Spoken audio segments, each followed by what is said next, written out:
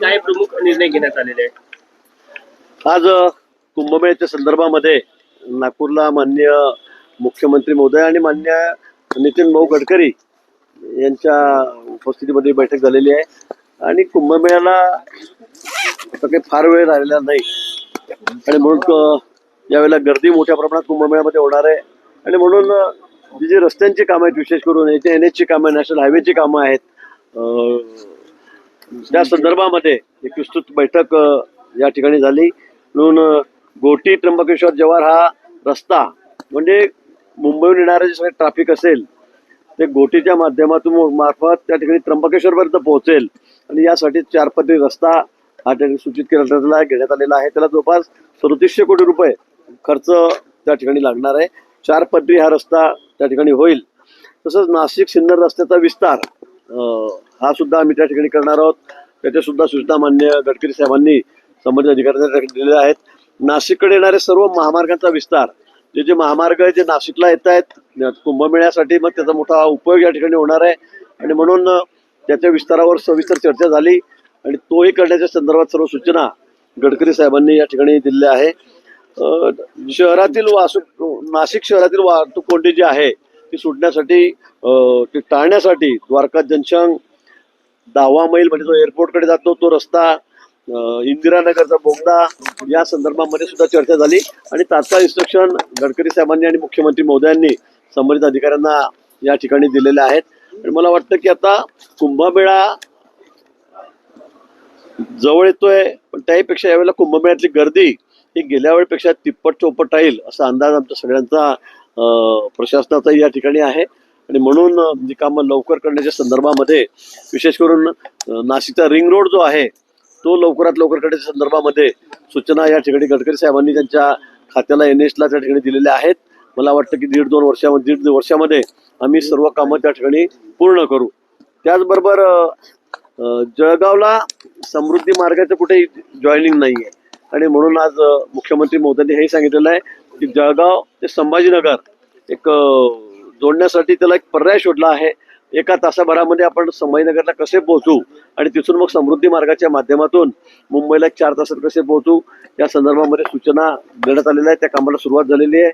त्याचबरोबर सगळ्यात महत्त्वाचं 40गाव संभाजीनगर हा जो रस्ता आहे त्यामुळे कन्नड घाट आपण त्याला म्हणतो किंवा ओट्रम बोगदा हा मार्गी लावण्यासाठी अनेक वर्षापासून प्रयत्न चालले होते. आमचे आमदार आहेत मंगेश दादा चव्हाण, आमच्या स्मिताताई वाघ आहेत, त्या ठिकाणच्या खासदार आहेत, या सुद्धा बऱ्याच दिवसापासून प्रयत्न करतायत आणि त्यावर सुद्धा चर्चा होऊन लवकरच या कामाला सुरुवात करावी अशा सूचना माननीय गडकरी साहेबांनी या ठिकाणी दिलेल्या आहेत. वनसंपादन असेल, भूसंपादन असेल, याचे सगळे प्रश्न तात्काळ मार्गी लावावेत आणि या कामांना गती द्यावी अशा सूचना गडकरी साहेबांनी या ठिकाणी दिलेल्या आहेत. पुणे आणि मुंबई वरून येणारे जे रस्ते ते द्वारका जंक्शन मध्ये जोडतात, तर द्वारका जंक्शन ही वाहतूक कोणी ही मोठी समस्या आहे, त्या संदर्भात काय? नाशिकमध्ये खरं आहे, द्वारका जंक्शनवर होणारी वाहतुकीची कोंडी एक मोठी डोकेदुखी नाशिककरांना झालेली आहे. ही वस्तुस्थिती आहे. पूर्वी काही गोष्टी झाल्यात, अंडरपास करण्यात आलेला होता पण तो सुद्धा थोडा चुकीचा डिझाईन झालेला दिसत आहे. तिथून खालून 1% सुद्धा उपयोग त्याचा त्या ठिकाणी नाशिकला होत नाही आणि वरून सगळी वाहतूक येत असते आणि त्यामुळे एक मोठी कोंडी वाहतुकीची या द्वारकाच्या चौकामध्ये या ठिकाणी होत असते आणि म्हणून त्याच्यावर आता सोल्युशन आम्ही काढलेलं आहे. गडकरी साहेबांनी सांगितलेलं आहे तात्काळ त्याच्यावर एक रिसर्च करून किंवा संबंधावर एक नवीन डिझाईन तयार करून MSIDCला त्या सूचना देण्यात आलेल्या आहेत आणि 3 महिन्याच्या आत त्यांनी या कामाला सुरुवात करावी अशाही सूचना गडकरी साहेबांनी दिलेल्या आहेत. मला वाटतं यामुळे ही कोंडी सुटण्याला एक मोठी मदत नाशिक शहरासाठी होईल. भाऊ, हिंदी सक्तीवरून ॲडव्होकेट असीम सरोदे यांनी मुख्यमंत्र्यांना कायदेशीर नोटीस पाठवलेली आहे. पण त्या संदर्भामध्ये मुख्यमंत्री महोदय उत्तर देतील काय असेल ते. मुंबईमध्ये शिवसेनेकडून ठाकरे एक सरकार पुन्हा येणार अशा पद्धतीचे बॅनर लागलेले. स्वप्न बघायला काय हरकत आहे. ते तर संजय राऊतांनी मागे पंतप्रधान देशाचे उद्धवजी चांगले होऊ शकतात, चांगला देश ते सांभाळू शकतात हे सांगितलं होतं. त्यांचं स्वप्न ते पण आहे की उद्धवजी पंतप्रधान कसे होतील. स्वप्न बघायला कोणाला काही लागत नाही, त्यांनी बघावं. नाशिकसाठी कुंभमेळा होत आहे नाशिकमध्ये, त्याला प्रशासनाच्या बैठका त्याला घेऊन सुरू झालेल्या आहे.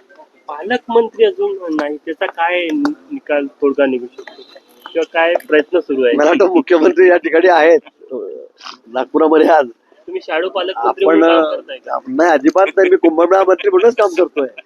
मला तसा कुठलाही अधिकार शाडो गिडोचा नाहीये. तिथे पालकमंत्रीच लागतो, त्याच्या सह्या लागतात. त्यामुळे मी कुठे शाडो गिडो नाहीये. पण मी कुंभमेळा मंत्री आहे. आणि माननीय मुख्यमंत्री महोदयांना आपणच विचारा परत आणि सांगा लवकर करा म्हणून. महाजन जी, हिंदी में बताइए, आज कुंभ मेला के ऊपर बैठक थी, क्या बैठक? कुंभ मेला को लेकर आज जो विस्तृत बैठक माननीय नितिन जी, जो जिनकी मतलब हमें जिसकी जरूरत थी, NH नेशनल हाईवे जो है, तो उनके काम हमें शुरू करने माननीय देवेंद्र जी भी थे, उनके अध्यक्षता में ये बैठक हुई है दोनों के। बहुत सारे काम थे। अभी कुंभ मेला पास में आ रहा है, आपको पता है। पिछले समय से 12 साल पहले जो कुंभ हुआ था, उससे भी 3 गुना 4 गुना ज्यादा भीड़ या मतलब जो भक्तगण है वो वहाँ पर आएंगे। और इसलिए बहुत अच्छा नियोजन हमें करना है, बड़ा नियोजन भी हमें करना है। इसी को लेकर जो NH है, नेशनल हाईवे जो है आसपास के, उनको हमें जो 4 पद्दी करना है, 6 पद्दी करना है, मतलब उनको बढ़ाना है हमें। जो घोटी से लेके त्र्यंबक में एक रास्ता जाता है, जो छोटा रास्ता है, बहुत कर उसमें है, तो उसको भी बड़ा करने के आदेश, करीब करीब 2700 रुपये, 3700 कोटी रुपया इस पर खर्चा होने वाला है। उसे भी परमिशन आज दे दी गई है। 2-3 महीने में ये काम शुरू भी हो जाएगा। और जो भी रोड्स है जो त्र्यंबकेश्वर के लिए जाते हैं या नासिक के लिए आते हैं NH, उनका भी एक्सटेंशन गडकरी जी ने बोला दिया है, उनका वाइडनिंग हो जाएगा। 4 पटरी है, 6 पटरी है, वो किए जाएंगे। महाराष्ट्र मुंबई में फिर से एक बार उद्धव ठाकरे के मुख्यमंत्री होने के पोस्टर लगे, ऐसे देखते हैं? सपना देखने को क्या अर्थ है? सपने देखने में कोई मतलब, लास्ट टाइम आपको याद होगा 6 पटरी है, वो किए जाएंगे। महाराष्ट्र मुंबई में फिर से एक बार उद्धव ठाकरे के मुख्यमंत्री होने के पोस्टर लगे, ऐसे देखते हैं? सपना देखने को क्या अर्थ है? सपने देखने में कोई मतलब, लास्ट टाइम आपको याद होगा जब वो मुख्यमंत्री थे, तब तो संजय राउत जी ने भी कहा था कि देश दो जी संभाल सकते हैं, प्रधानमंत्री हो सकते हैं। सपने तो हमेशा देखते रहते हैं, कोई भी बोलेगा, लेकिन पब्लिक ने ये बोलना चाहिए ना। आज अपने पास कितने MLA है, कितने विधायक है, अपनी हालत क्या है, ये भी उन्हें देखना चाहिए। ये मुंगेरी लाल के हसीन सपने आपने देखे होंगे, उस तरह की ये बात करते हैं। तुळजापूरमध्ये समाजवादी पार्टीचे अबू आझमी यांचा वाढदिवस होता ना, परवानगी नसताना त्या ठिकाणाहून रॅली काढण्यात आली आहे। पोलिसांनी मात्र कुठली कारवाई केली नाही। ये मुझे उसके बारे में कोई मालूमात नहीं है, लेकिन अगर किसी ने कंप्लेंट की, अगर गलत किया होगा तो उसमें पुलिस कार्रवाई करेगी। आतापर्यंत 18 वर्षाचं काम झालं आहे, फक्त रील होती, आता पूर्ण पिक्चर बाकी आहे। न्यूज रील थी, अभी पूरा पिक्चर बाकी है। नहीं, सही बात है, गडकरी जी ने कहा है और सही बात है। आप देखेंगे कि 11 साल माननीय मोदी जी, उनका प्रधानमंत्री जी का कार्यकाल पूर्ण हुआ है, और इस कार्यकाल में जो काम हुए, आप इंफ्रास्ट्रक्चर के काम देखो, हर तरफ जाके देखो, रोड के काम देखो, रेलवे के काम देखो, एयरपोर्ट के काम देखो, बहुत सारे इंफ्रास्ट्रक्चर देखो, गरीब कल्याण की योजनाएं देखो। मुझे लगता है कि इतने सारे काम अपने कितने सोचा भी नहीं होगा, सोचा भी नहीं, सपने से हमें लगता है, सभी को लगता है। इतने काम 11 साल के मोदी जी के कार्यकाल में हुए हैं, और अभी वापस और 5 साल बाकी है। देश की अर्थव्यवस्था में आगे ले जाना है, देश को आगे बढ़ाना है, विकसित भारत की तरफ हम अभी जा रहे हैं। तो मुझे लगता है गडकरी साहब ने जो कहा वो सही बात है। ये ट्रेलर हो गया, आने वाले 4 साल अभी बाकी है। उस 4 साल में अब देखो क्या क्या होता है। आपके मित्र हैं एकनाथ खडसे, जो है संघ की बैठक में जो है शामिल। आक्रमक झाली आहे हिंदीच्या सक्तीमुळे। महाराष्ट्रात नवनिर्माण सेना आक्रमक झाली, आंदोलन करत आहे। त्यासोबतच मुंबईमध्ये त्यांनी बॅनरबाजी सुद्धा करणं सुरू केलं आहे। सरकारची काय भूमिका आहे? सरकारची भूमिका माननीय मुख्यमंत्री महोदयांनी स्पष्ट केलेली आहे। आणि आता निवडणुका आले की सगळे बॅनरबाजी चालतात, वेगवेगळे विषय लोक हाती घेत असतात, तसं ते चाललेलं आहे। आपके मित्र हैं एकनाथ खडसे, जो है संघ की बैठक सभाओं में जो है शामिल हो रहे हैं। फिर से एक बार आपको क्या किसने कहा मेरे मित्र है करके? आपके घनिष्ठ मित्र हैं, चर्चा तो यही हमेशा रहती है, आप दोनों एक दूसरे को काफी प्यार मोहब्बत जो है कैमरे के सामने दिखाते हैं।